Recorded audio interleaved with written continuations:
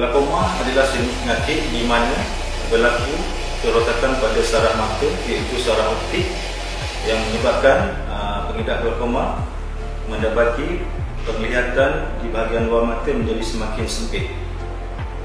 Penyakit ini berkait rapat dengan tekanan dalam bola mata, di mana tekanan yang tinggi akan menyebabkan kerosakan pada saraf optik di sini dan berlaku kerosakan. Kerosakan itu menyebabkan penglihatan pesakit menjadi semakin sempit, lama-kelamaan menyebabkan kebutaan yang kekal.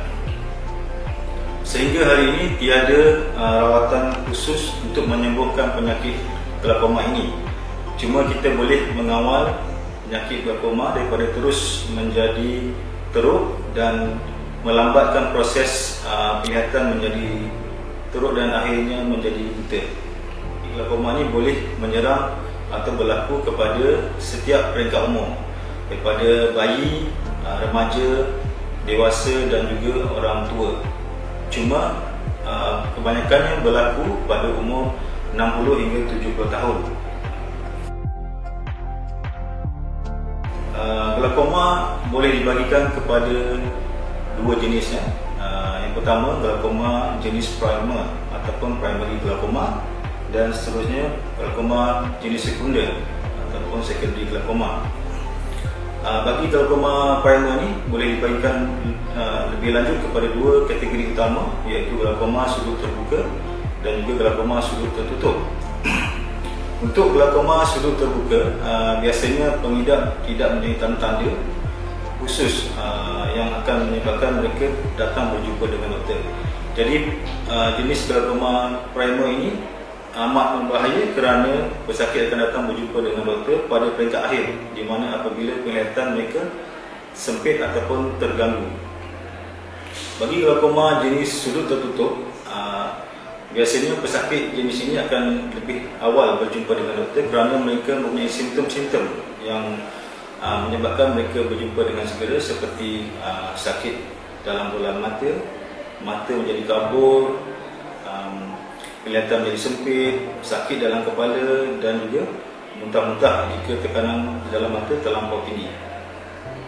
Seterusnya, bagi glaukoma yang jenis yang berikutnya, iaitu jenis sekunder ataupun secondary.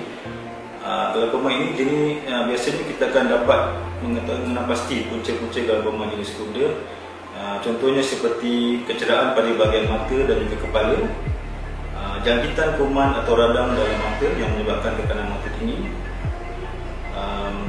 juga ubat-ubatan terutamanya yang mengandung steroid. Steroid boleh menyebabkan peningkatan pada tekanan di dalam bola mata dan juga akhirnya menyebabkan kerosakan di bahagian saraf optik, iaitu saraf mata.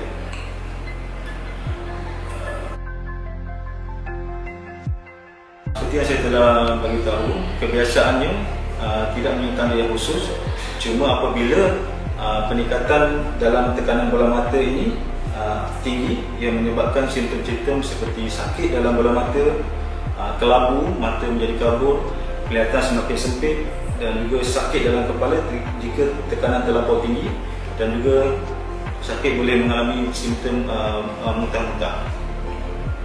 Jika terdapat tanda-tanda tersebut, perlulah berjumpa dengan doktor mata dengan segera, kerana kita perlu menurunkan tekanan mata dengan cepat supaya dia tidak merosakkan saraf optik.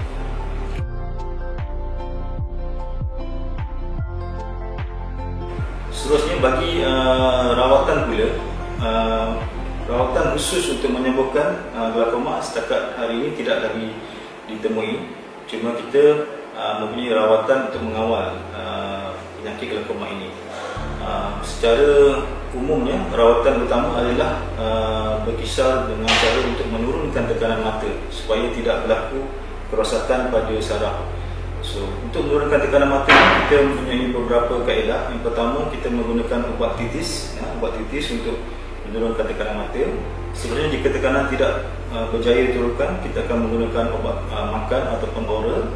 Dan seterusnya, jika tidak diturunkan juga, kita akan menggunakan obat intravenous. Kita mencucuk obat di dalam salur darah untuk menurunkan tekanan mata. Ini rawatan yang khusus untuk glaukoma, tetapi bergantung kepada jenis-jenis glaukoma. Bagi glaukoma, contohnya glaukoma sudut tertutup, kita boleh melakukan rawatan laser di mana kita akan membuat satu laluan di bahagian iris, bahagian mata yang berwarna ini, supaya air di dalam bola mata ini boleh ada laluan keluar. Bila laluan keluar itu terbuka, dengan sendirinya tekanan dalam mata itu akan menurun. Terdapat juga rawatan pembedahan, di mana kita melakukan rawatan ini apabila rawatan secara titis perubatan ataupun laser tidak lagi berkesan.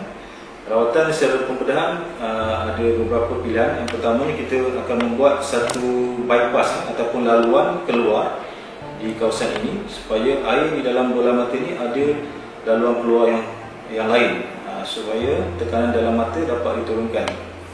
Kita juga boleh meletakkan implan di dalam mata, di mana implan akan menarik atau membuat saluran air yang lain, supaya air boleh keluar daripada mata melalui implan tersebut. Dapat berbagai jenis implan yang boleh digunakan untuk membantu mengeluarkan mengurangkan tekanan di dalam bola mata. Yang kita sedia maklum, yang saya beritahu tadi, penyakit glaukoma ini tidak mempunyai rawatan khusus untuk menyembuhkan. Kita cuma boleh mengawal saja, seperti mana kita mengawal penyakit-penyakit lain seperti darah tinggi, jantung dan juga diabetes. Cuma bagi penyakit glaukoma, kita cuba mengawal tekanan di dalam bola mata. Bagi glaukoma yang bukan sekunder, bukan secondary, iaitu primary glaukoma, biasanya dikaitkan juga dengan genetik ataupun dari segi keturunan.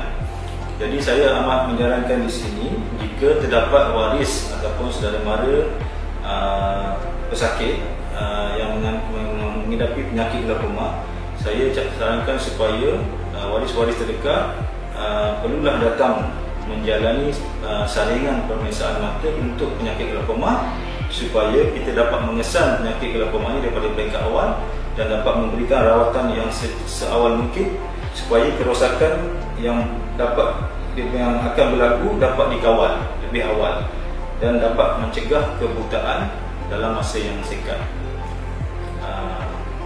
Saya harap dapat memberi manfaat kepada penonton dan juga dapat menyampaikan kepada dapat share lah apa yang saya cuba sampaikan kepada yang lain yang tidak mendengar daripada saya. Sekian, terima kasih.